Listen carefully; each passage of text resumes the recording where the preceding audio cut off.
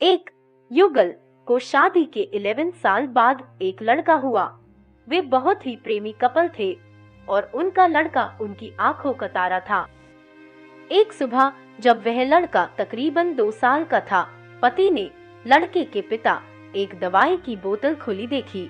उसे काम पर जाने के लिए देरी हो रही थी, इसलिए उसने अपनी पत्नी से उस बोतल को ढक्कन लगाने और अलमारी में रखने कहा। लड़के की मम्मी रसोई घर में तल्लीन थी। वो ये बात पूरी तरह से भूल गई थी। लड़के ने वो बोतल देखी और खेलने के इरादे से उस बोतल की ओर गया। बोतल के कलर ने उसे मोह लिया था, इसलिए उसने उसमें की दवाई पूरी पी ली थी।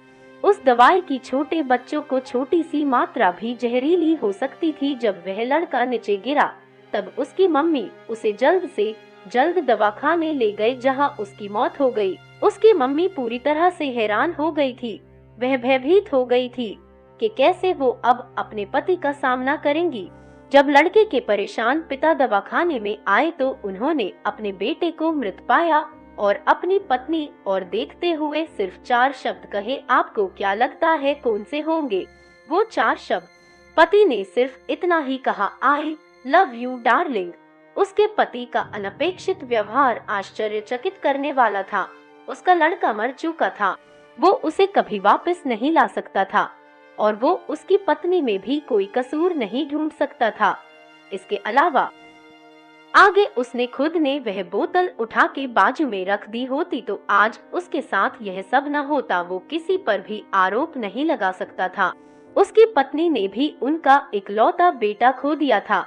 उस समय उसे सिर्फ अपने पति से सहानुभूति और दिलासा चाहिए थी और यही उसके पति ने उस समय उसे दिया।